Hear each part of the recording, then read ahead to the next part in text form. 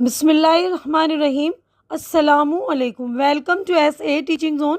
आज की हमारी ये वीडियो 12th क्लास की उर्दू की है। बुक का नाम है ख़याबान उर्दू, जो कि हमारे सिलेबस की मुआविन दरसी किताब है। तो ये हम इसका आज जो है सबक नंबर 1 कर रहे हैं। लेसन नंबर 1 है, जो कि एक नावल है बेवा, जिसके लिखने वाले राइटर मुंशी प्रेमचंद। तो पहले हम जो है नावल के बारे में देखेंगे, उसके बाद जो हमारे राइटर है मुसन्निफ़, उनका तारुफ देख लेंगे।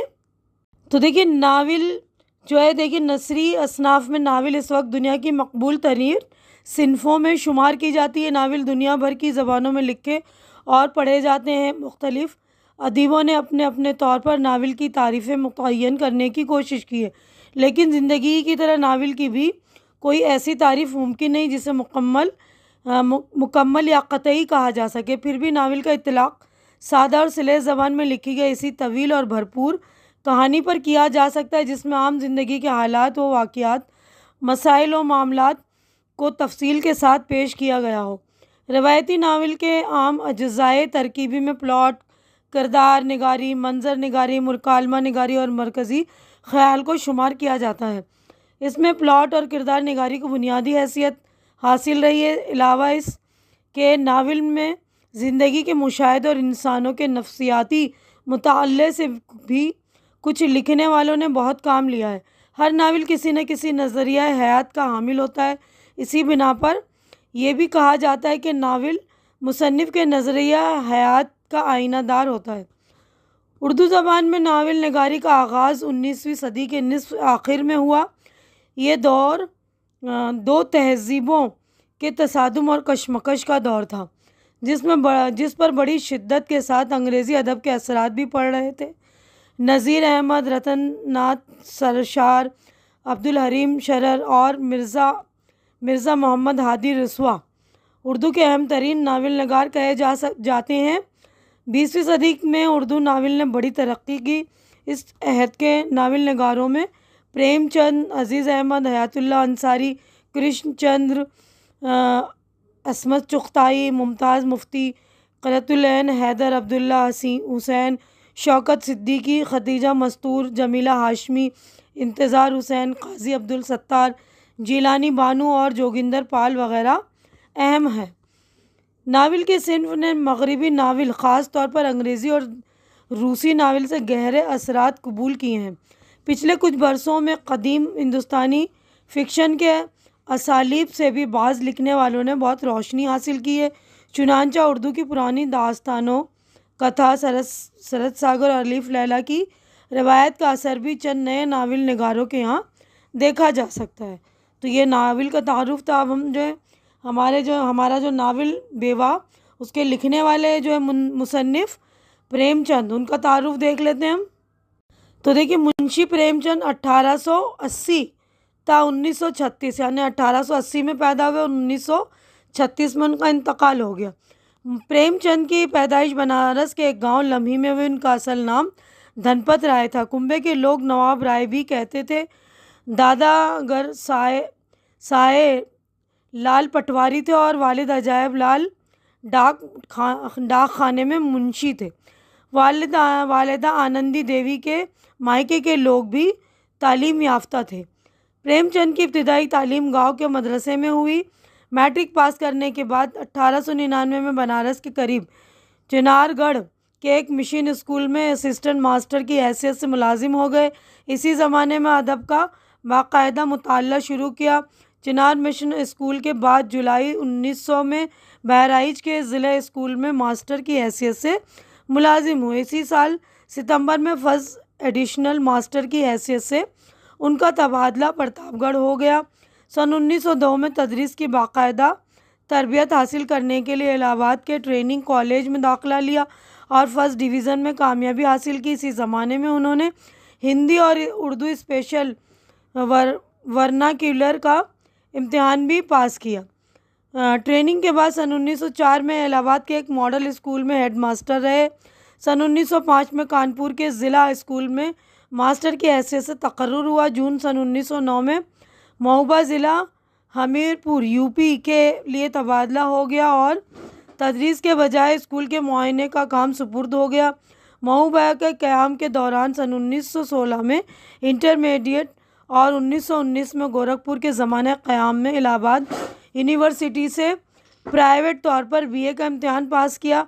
तहरीक अदम तआवुन के दौरान गोरखपुर के एक जलसा में महात्मा गांधी के इमा पर उन्होंने 1920 में सरकारी नौकरी छोड़कर तसनीफ़ व तालीफ़ को ही माश का ज़रिया बनाया। प्रेमचंद को मज़ामीन लिखने का शौक़ बहुत बचपन से था। इनकी पहली तसनीफ़ एक ड्रामा थी जो उन्होंने तकरीबन 13 साल की उम्र में लिखा था। उनका उन्वान था एक मामू का रोमान। ये ड्रामा शाये नहीं हुआ। प्रेमचंद के इब्तिदाई दौर में मज़ामीन और नावल बनारस के हफ्तावार अखबार आवाज़ खल्क में शाये हुए। नावल का उन्वान था इसरार मुआहिदा। ये अखबार के अक्टूबर सन 1903 से फरवरी सन 1905 तक के शुमारे में किस्तवार शाये हुआ था। इस पर मुसन्निफ़ का नाम धनपत राय उर्फ नवाब राय इलाहाबादी लिखा जाता था। प्रेमचंद का दूसरा नावल हम खुरमा व हम सवाब है जो गालिबन सन 1906 में कानपुर से मुंशी दया नारायण निगम ने शाये किया, और वो एक माहनामा रिसाला ज़माना भी शाये करते थे जिसमें प्रेमचंद के बहुत से मज़ामीन, तबसरे और अफसाने शाये हुए। सन 1910 तक उनकी तसानीफ़ नवाब राय के नाम से छपती रहीं। प्रेमचंद की कहानियों का पहला मजमुआ सूज़े वतन भी नवाब राय के नाम से शाये हुआ था, लेकिन जब हुकूमत को महसूस हुआ कि इन कहानियों में वतन से मोहब्बत और आज़ादी हासिल करने की तरगीब पढ़ने वालों में बगावत का जज्बा पैदा कर सकती है, तो मजमुआ ज़ब्त कर लिया गया। मुसन्निफ़ से कहा गया कि आइंदा जो कुछ लिखे वो कलेक्टर को दिखाकर और इजाज़त लेकर छपने के लिए भेजे। इस पाबंदी के बाद उन्होंने अपना कलमी नाम प्रेमचंद रख लिया। रिसाला ज़माना के दिसंबर सन 1910 के शुमारे में उनकी कहानी बड़े घर की बेटी शाये हुई।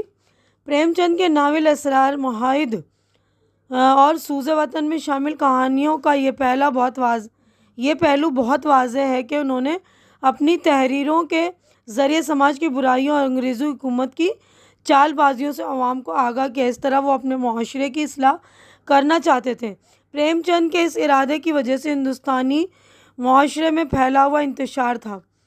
देहात और शहरों की हालत देखते हुए मुल्क के बड़े सियासी रहनुमाओं, ख़ासकर गांधी जी की तरह प्रेमचंद ने भी महसूस किया कि एक भयानक बिगाड़ की जड़ ग़ुलामी की मिट्टी और फ़िज़ा की वजह से मजबूत हो रही है। लिहाजा मुल्क को अंग्रेज़ों की ग़ुलामी से आज़ाद कराने के बाद ही यहाँ के गरीब लोग इंसानों की तरह जी सकेंगे। अपने इस एहसास को सियासी लोगों ने जिद्दोजहद आज़ादी का रूप दिया, और प्रेमचंद ने अपने इस एहसास को तहरीर में ढाल कर नावलों और अफसानों के ज़रिए अवाम तक पहुँचाया। प्रेमचंद की सवानें पढ़ने से साबित होता है कि उन्होंने ज़िंदगी के जैसे जैसे दौर देखे उन्हें किसी ज़हीन और हसास शख्स की तरह अपने दिलो दिमाग पर नक्श कर लिया। इन पर गौर करने के बाद ये फ़ैसला किया कि ज़िंदगी की इन सच्चाइयों को ज़्यादा से ज़्यादा लोगों तक पहुंचाने के लिए नावलों, अफसानों और मज़ामीन से बेहतर कोई ज़रिया नहीं। अपने तजुर्बों और मुशाहिदों को अवाम तक पहुंचाने के लिए प्रेमचंद ने बहुत सादा, सलेस और पुरअसर ज़बान का इस्तेमाल किया। उनके कलम से निकली हुई बातें पढ़ने वाले के दिल और दिमाग पर असर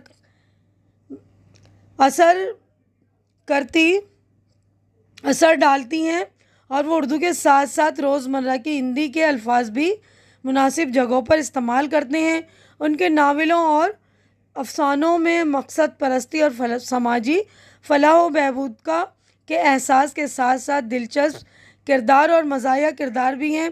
प्रेमचंद ने इनके ज़रिए ज़िंदगी का खुशगवार पहलू पेश किया और पढ़ने वालों पर वाज़ेह किया है कि आदमी सख्त से सख्त हालात में भी ज़िंदगी से जी लगाने और दुखों को बर्दाश्त करने के लिए पहलू निकाल ही लेता है। प्रेमचंद के नावलों का माहौल और उनके किरदार ज़्यादातर देहात से ताल्लुक़ रखते हैं। इसकी वजह यह है कि प्रेमचंद भी गांधी जी की और टैगोर वगैरह की तरह इस हकीकत से वाकिफ़ थे कि हिंदुस्तान की असल आबादी गाँव में बसती है, और गाँव के बाशिंदों की सादगी और मासूमियत हिंदुस्तानी मुआशरे की रूह का एक नागुरेज़ जुज़ है। आपने अपनी पिछली जमातों में दास्तान और अफसाने पढ़े हैं। इन्हें पढ़ते हुए आपने महसूस किया होगा कि दास्तान का मुसन्निफ़ किरदार या वाक़या का बयान कई ज़ाविये अख्तियार करता है और बहुत तफसील से काम लेता है। अफ़साने का मुसन्निफ़ दास्तान लिखने के मुकाबले में बहुत इख्तिसार के साथ और इशारों कनाइयों में अपनी बात कहता है और इशारों कनाइयों की तह तक पहुंचने के लिए पढ़ने वालों को बहुत चौकन्ना रहना पड़ता है। अगर उसकी नज़र से कोई फ़िक्रा या लफ्ज़ चूक जाए तो अफ़साने के मानी ख़ब्द हो सकते हैं। ये सूरत हाल नावल में नहीं होती क्योंकि इसमें किरदार और वाक़यात अक्सर पूरे फैलाव के साथ बयान होते हैं। नावल बेवा के आगाज़ में दान नाथ और अमृत राय की बातों पर गौर कीजिए तो अंदाज़ा हो जाएगा कि प्रेमचंद ने 3-4 सफ़ात में ही वो ख़यालात अपने पढ़ने वालों पर अच्छी तरह वाज़ेह कर दिया है जिस पर नावल की तामीर हुई है। आपकी इस किताब में नावल बेवा की इब्तिदाई 9 बाब शामिल हैं ताकि आप इस सिन्फ़ अदब से बखूबी मुतारिफ़ हो सकें, यानी इनका तारुफ अच्छे से हो जाए, अच्छे से आप लोग इंट्रोड्यूस हो जाएं। प्रेमचंद का नावल बहुत मुख्तसर है, यानी सिर्फ़ 182 सफ़ात का। ये चंद सफ़ात आप पढ़कर आपको अंदाज़ा होगा कि ये प्रेमचंद कितने दर्दमंद दिल के मालिक थे। उनकी ये दर्दमंदी और इंसान दोस्ती इन तमाम नावलों में मरकज़ी क़ुव्वत का दर्जा रखती है। प्रेमचंद ने अफ़सानों की तरह अपने नावलों में भी देहात के साथ साथ शहर के मसाइल का बयान किया है। उनके ज़्यादातर नावल ऐसे हैं जो शहरी और दही ज़िंदगी में बटे हुए हैं, मगर गऊदान और बाज़ार हुस्न में शहर और गाँव यकजा हैं और एक दूसरे के मुकाबिल रखे हुए आईने बन गए हैं। नावल बेवा पढ़ने से पहले अगर आप ये बात आपके जहन में रहे कि ख़ुद प्रेमचंद ने भी अपनी दूसरी शादी एक बाल बेवा शिवरानी देवी से की थी तो आप प्रेमचंद के किरदार के एक अहम पहलू से वाकिफ़ हो जाएंगे। प्रेमचंद अदीब के साथ साथ एक सरगर्म समाजी मसलाह यानी इस्लाह पसंद थे, मुसलह भी थे और अदब के ज़रिए उन्होंने कौमी इस्लाह और तामीर का बीड़ा भी उठाया था। तो देखिए 12th क्लास की जो ये माविन हमारी एडिशनल बुक है ख़याबान उर्दू, उसका पहला लेसन है बेवा जो कि नावल है। तो इससे पहले मैंने आपको नावल भी इंट्रोड्यूस कर दिया और हमारे मुसन्निफ़ प्रेमचंद का तारुफ भी आपको बता दिया है। तो ये नावल मैं पूरा पढ़ूंगी नहीं क्योंकि बहुत ही लंबी नावल है, ये पढ़ने बैठूंगी तो बहुत ज़्यादा लंबी वीडियो बन जाएगी। तो शॉर्टकट में आपको इसका जो है मेन जो कहानी वो आपको बता दूंगी कि बेवा का जो ये प्रेमचंद का नावल है बेवा 182 सफ़ात पर मुश्तमिल है, एक मुख्तसर नावल है, यानी 182 सफ़े हैं इसके अंदर। इस नावल में तो नावल जो होती है बहुत बड़ी बड़ी कहानी होती है, उसमें जो मुसन्निफ़ होते हैं अच्छे तरह से हर किरदार को इंट्रोड्यूस करते हैं, कई सफ़ात में उसका इंट्रोडक्शन देते हैं ना, इससे पहले हमने देख लिया नावल में। तो इस नावल में प्रेमचंद ने बेवा की दूसरी शादी पर जोर दिया है। पहले हिंदू समाज में बेवा की दूसरी शादी नहीं हुई थी, इसके साथ अच्छा सलूक नहीं होता था। प्रेमचंद ने समाजी बुराई पर कलम उठाया और ख़ुद भी दूसरी शादी एक बाल बेवा शिवरानी देवी से की थी। ख़याबान उर्दू में इस नावल के इब्तिदाई 9 बाब शामिल है। तो हमारी ये वाली किताब जो ख़याबान उर्दू इसमें 9 बाब हैं। तो इसका खुलासा ये है कि काशी के आर्य मंदिर में पंडित अमरनाथ तकरीर कर रहे थे। तकरीर सुनने वालों के नावल के अहम किरदार बाबू अमृत राय और उनके दोस्त प्रोफेसर दाननाथ भी हैं। प्रोफेसर दाननाथ को इस तकरीर से कोई दिलचस्पी नहीं, वो बार बार अमृत राय से बाहर चलने के लिए कहते हैं, मगर अमृत राय कहते हैं कि मैं आखिर तक तकरीर सुनकर ही जाऊंगा। तकरीर के आखिर में पंडित अमरनाथ कहते हैं कि जो असाब इस ख्याल से मुत्तफिक हों कि रंडुओं को कुंवारियों से शादी करने का कोई हक़ नहीं, वो बराए करम अपने हाथ ऊपर उठाएं, तब बड़े मजमू में सिर्फ एक हाथ उठता है, ये बाबू अमरनाथ राय का हाथ होता है। मुकर्रिर ने अमृत राय को इनके अखलाकी जुर्रत पर मुबारकबाद दी। जलसा से बाहर आते हुए दाननाथ ने अमृत से कहा, आज तुम्हें यह हमाकत क्या सूझी? प्रेमा सुनेगी तो क्या कहेगी? वो दिल में तुम्हें अपना शौहर तस्लीम कर चुकी, अपने साथ इसकी ज़िंदगी भी ख़राब कर दोगे। अमृत राय मुतानत से बोले, ये सब मैं खूब समझ रहा हूँ भाई, लेकिन मेरा ज़मीन कह रहा है कि मुझे इससे शादी करने का कोई हक़ नहीं। पंडित अमरनाथ की तकरीर ने मेरी आंखें खोल दी हैं। दाननाथ सहल पसंद आदमी थे, किसी उसूल के लिए तकलीफ़ उठाना उन्होंने सीखा ही नहीं था। एक कॉलेज में प्रोफेसर थे, 11 बजे जाते 2 बजे लौट आते, बाकी सारा दिन सारा वक्त जो है कुतुबीनी यानी किताब पढ़ने में और सैर व तफरी में उड़ाते थे। अमृत राय उसूल पसंद आदमी थे और धुन धुन के पक्के थे, एक बार कोई फ़ैसला करके उससे मुनारिफ यानी इनकार नहीं करते थे। पेशा वकालत का था, मगर इस पेशे से उन्हें नफ़रत थी। वह ऐसे ही मुकदमे लेते जो सच्चाई पर मबनी है। उनकी पहली शादी इस वक्त हुई जब वो कॉलेज में पढ़ते थे। एक लड़का भी पैदा हुआ, लेकिन जच्चा बच्चा दोनों ही उन्हें दाग मफारत दे गए थे, यानी दोनों की मौत हो गई थी। देखते ही देखते उनका घर खाली हो गया था। बहन की शादी हो गई, वालिदैन हैज़ा का शिकार हो गए, अब घर सूना हो गया था। 2 साल इधर उधर सैरो सयाहत में गुजारे।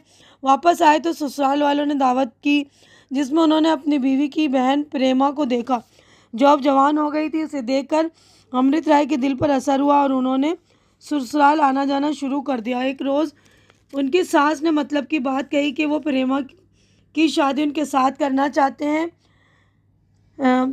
हैं। चुनांचा शादी तय हो गई। इस महीने में शादी होने वाली थी कि अमृत राय इस जलसे से असर कबूल करके घर आ गए और ये तय हुआ कि अब शादी नहीं करेंगे। जब अमृत राय की बीवी का इंतकाल हुआ था तो इस वक्त प्रेमा से दाननाथ की शादी का तस्करा हो रहा था।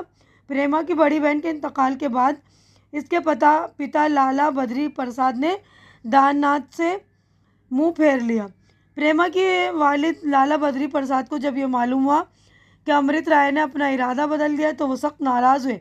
उनकी बीवी कमला ने उन्हें समझाया कि जो जाकर अमृत राय से बात करें, शायद वो प्रेमा से फिर शादी के लिए तैयार हो जाए। मगर लाला बद्री प्रसाद तैयार नहीं हुए। उनका कहना था कि साफ जाहिर है कि वो बुद्धुआ बवा यानी बदवा बिया के हामी हैं। समझते कि एक से मुल्क आसमान पहुँचेगा। मैं समझता हूँ बदवा बिया मुल्क के लिए ज़हर हिलाल है। इससे हिंदू अज़मत और पाकीज़गी के रह से जो निशान है वो भी मिट जाएंगे। ऐसी हालत में हमारा इनसे कोई ताल्लुक़ नहीं हो सकता। देवकी ने इस बात पर कहा कि प्रेमा की हालत तो देखो, वो अकेली छत पर पड़ी रो रही है। इसी दौरान प्रेमा ऊपर से आकर माँ की चारपाई के पास खड़ी हो गई। सिसकियाँ लेते हुए बोली, नहीं अम्मा, आपके पैरों पड़ती हूँ, इनसे कुछ ना कहिए। मैं कार्य खैर में रुकावट नहीं डालना चाहती। मैं उसके इस नेक इरादे में हायल नहीं होंगी। ये बात हो रही थी कि प्रेमा का भाई कमला प्रसाद बाहर से अंदर आया। इंतहाई बदमिजाज और कंजूस है। देवकी ने इससे अमृत राय के मुतालिक बात करना चाहिए। इससे कहा कि अमृत राय ने तो आज नाव ही डुबो दी, अब किसी बदवा से ब्याह करने की ठान ली। तुम ज़रा उनके पास चले जाओ। उस पर कमला प्रसाद ने अमृत राय के पास जाने से इनकार किया और कहा, यह सभा वाले जो कुछ ना कर गुजरे थोड़ा है, इन सबों को बैठे बैठे ऐसे बेपर की उड़ाने की सूझती है। एक रोज़ पंजाब कोई खपती आया था, कह गया कि ज़ात पात तोड़ दो क्योंकि इससे मुल्क में फूट पड़ती है। बस सबके सब बैठे यही सोचा करते हैं कि कोई नई बात निकालनी चाहिए। गांधी जी को कुछ न सूझी तो स्वराज जी का डंका पीटने लगे। इतने में एक हसीना ने सहन में कदम रखा। कमला प्रसाद को देखकर देवड़ी पर ठिठक गई। वो पूर्णा थी जो प्रेमा की सहेली थी और पंडित बसंत कुमार की बीवी थी। 3 साल पहले शादी हुई थी। होली का दिन आया, सब होली मनाने की तैयारी में मसरूफ़ थे। पंडित बसंत कुमार भी इन लोगों के साथ शरीक थे। वो घर में दाखिल हुए तो पूर्णा उपटन पीस रही थी। इसने ज़बरदस्ती पंडित जी को उपटन लगाया। इनका कायदा था कि वो गंगा किनारे घाट से ज़रा हट कर नहाते थे। अच्छे तैराक थे। उपटन लगवा कर गंगा नहाने पहुँचे। नहाते नहाते कुछ आगे निकल गए। दफतन उन्हें मझधार में कोई सुर्ख चीज़ नज़र आई। गौर से देखा, कमल थे। इनका जी ललचाया कि अगर ये मिल गए तो पूर्णा के लिए झूमक बनाऊं।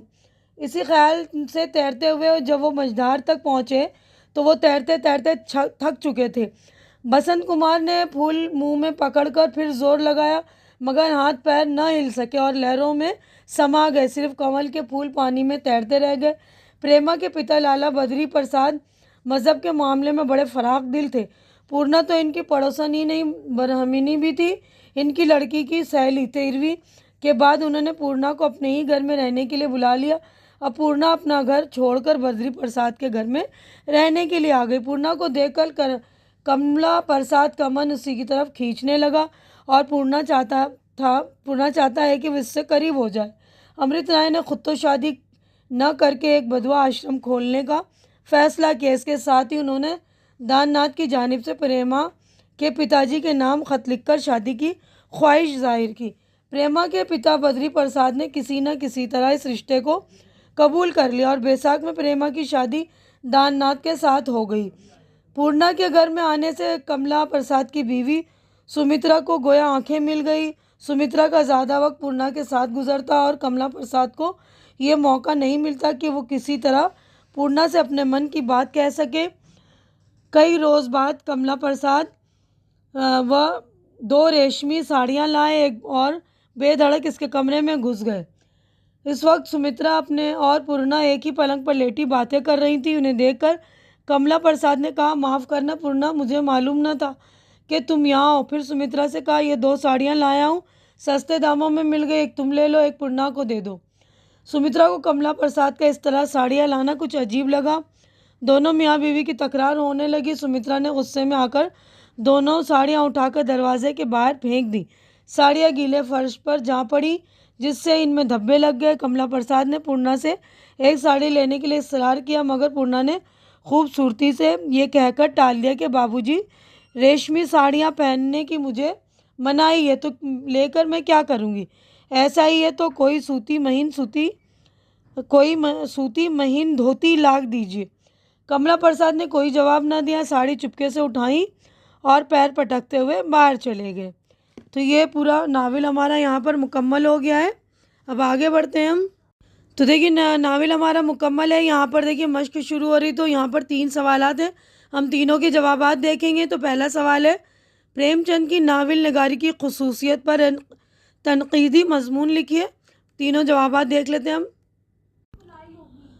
देखिए पहला सवाल था, एक तनकीदी मजमून लिखना। प्रेमचंद ऐसे नावल निगार हैं जिन्होंने ख्वाब व ख्याल की दुनिया से निकलकर ज़िंदगी की सच्चाइयों और हकीकतों को अपने नावल में पेश किया है। ख़ास तौर पर देहाती ज़िंदगी को प्रेमचंद ने अपने नावलों का मौजू बनाया।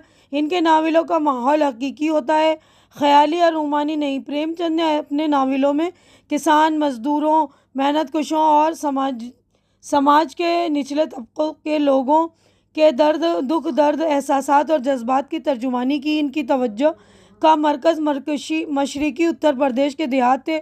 उन्होंने बरतानवी साम्राज्य के मुजालिम औरतों और दलितों के ख़िलाफ़ इम्तियाजी सलूक को अपना ख़ास मौजू बनाया। प्रेमचंद का पहला नावल इसरार मुआहिद था। इसके बाद उन्होंने हम खुरमा, हम सवाब, जलवा इसार, बेवा, बाज़ार हुस्न, गोशा आफ़ियत, निर्मला गबन, चौगान हस्ती, पर्दा मजाज, मैदान अमल, गौदान के उन्वान से कुल 12 नावल लिखे। गौदान उनका सबसे अहम और आखिरी नावल है। ये नावल देहात की जीती जागती ज़िंदगी, किसानों के मसाइल, उनकी महरूमियों और मायूसियों का आईना है। चूँकि प्रेमचंद ने देहात को बहुत करीब से देखा था, वो देहात के रहने वाले लोगों की नफ्सियात से बखूबी वाकिफ़ थे, इसलिए उन्होंने अपने नावलों में जो किरदार पेश किए वो किरदार निगारी की अच्छी मिसालें हैं। प्रेमचंद की ज़बान बहुत सादा है, इसमें तसन्ना और बनावट नहीं। मौजू के एतबार से प्रेमचंद के नावल हमारे अदब का अहम ज़ख़ीरा है। सवाल नंबर 2 है, नावल बेवा के अहम किरदार कौन से हैं और प्रेमचंद उनकी अक्कासी में किस हद तक कामयाब हुए। तो नावल बेवा के जो इक़्तिबासात ख़याबान उर्दू में दिए गए, उनमें अमृत राय, दाननाथ, प्रेमा, लाला बद्री प्रसाद, देवकी, कमला प्रसाद, सुमित्रा और पूर्णा अहम किरदार हैं। इन किरदारों की अलग अलग खुसूसियात हैं। अमृत राय का एक कामयाब वकील है, उसूल पसंद आदमी है, जबकि उनके दोस्त दाननाथ एक लेक्चरर और सैर व तफरीह के शाइक हैं, यानी शौक़ है, सैर व तफरीह करने के शौकीन हैं। और लाला बद्री प्रसाद जो साहिब हैसियत और मजहबी आदमी हैं, वो भी अमृत राय की तरह बाउसूल ज़िंदगी गुजारते हैं। प्रेमा रोशन ख़यालात वाली लड़की है, अमृत राय की मंगेतर है और इसकी बड़ी बहन पहले अमृत राय की बीवी थी, लेकिन एक बच्चे को जन्म देते वक्त वो इस दुनिया को छोड़कर चली गई और बच्चा भी ज़िंदा नहीं रहा था। वो 2 साल बाद प्रेमा का रिश्ता अमृत राय से तय हो गया था। कमला प्रसाद एक खुदगर्ज और कंजूस आदमी है और लाला बद्री प्रसाद का बेटा है। पूर्व नाला बद्री प्रसाद के पड़ोस में रहने वाले बसंत कुमार की बीवी है, जिसकी शादी 3 साल पहले हुई थी और गंगा में स्नान करते वक्त इसके पति पंडित जी डूब गए और लाला बद्री प्रसाद पुरना यहाँ पर ये पुरना है, पुरना लाला बद्री प्रसाद के पुरना को अपने घर ले आए और सुमित्रा कमला प्रसाद की बीवी और अपने कंजूस शौहर से आजिज है। कमला प्रसाद भी इसका ख्याल नहीं रखता। पंडित अमृतनाथ की तकरीर सुनकर इस कदर मुतासिर हुए कि वो प्रेमा से शादी ना करने का फैसला करते हैं। इन किरदारों में अमृत राय, बद्रीनाथ और प्रेमा और फिर लाला बद्री प्रसाद सबसे अहम है, क्योंकि उन्हीं के किरदार वाक़यात घूमते हैं। प्रेमचंद ने इन सब किरदारों की गुफ्तगू और अमल से किरदारों की ज़हनी कैफियत और इनकी नफ्सियात उजागर करने की कोशिश की है। इसमें वो कामयाब हैं, क्योंकि नावल बेवा पढ़ने वाले इन किरदारों के कौलो अमल से पूरी तरह वाकिफ़ हो जाता है। सवाल नंबर 3 देखिए, नावल बेवा के ज़रिए प्रेमचंद हमें क्या पैगाम देना चाहते हैं, वजाहत कीजिए। प्रेमचंद अदीब होने के साथ साथ एक सरगर्म समाजी मसलह भी थे और अदब के ज़रिए उन्होंने कौमी इस्लाह और तामीर का बीड़ा भी उठाया था। इसी के तहत उन्होंने ऐसे नावल और अफसाने लिखे हैं जिनमें समाज की किसी न किसी कमज़ोरी की निशानदेही करके समाज को बेहतर बनाने की कोशिश की। हिंदुओं में बेवा को अछूत समझा जाता है। शादी के लायक होने पर भी इसकी दूसरी शादी के बारे में कोई नहीं सोचता था, बल्कि ऐसा करना गुनाह समझते थे। चुनांचे प्रेमचंद ने नावल बेवा में बेवा की दूसरी शादी पर इसरार किया। खुद प्रेमचंद ने इस पर अमल किया था और उन्होंने अपनी दूसरी शादी एक बाल बेवा से की थी। प्रेमचंद हिंदू समाज को खराबियों से पाक करने के ख्वाहिशमंद नज़र आते हैं। वो उसे सर बुलंद देखना चाहते हैं। तो यहीं पर हमारे तीनों जवाबात हो गए मुकम्मल। तो देखिए यहीं पर मैं अपनी वीडियो मुकम्मल कर रही, क्योंकि हमारे तीनों जवाबात हो गए मुकम्मल। पूरी नावल भी मैंने आपको शॉर्टकट में समझा दी, इसकी कहानी। उम्मीद है कि जो कुछ मैंने आप लोगों को समझाया अच्छी तरह समझ में आ गया। अगर मेरी वीडियो भी आप लोगों को अच्छी लग रही तो इसे लाइक कीजिए, ज़्यादा से ज़्यादा शेयर कीजिए, ताकि जो भी ज़रूरतमंद आपके फ्रेंड्स वगैरह उनकी ज़रूरत पूरी हो सके और उनको हेल्प मिल सके। और मेरे चैनल को सब्सक्राइब करके आप लोग मेरी हेल्प भी कीजिए और मेरे चैनल को सपोर्ट कीजिए, क्योंकि मेरे चैनल को आप लोगों के सपोर्ट की बहुत ज़्यादा ज़रूरत है। तो प्लीज़ मेरे चैनल को आप लोग सपोर्ट करिए, मेरी हिम्मत बढ़ाइए। हमारी अगली मुलाकात इंशाल्लाह नेक्स्ट वीडियो में होगी। तब तक के लिए आप लोग अपना ख्याल रखिए, मुझे दुआओं में याद रखिए। अल्लाह हाफिज़।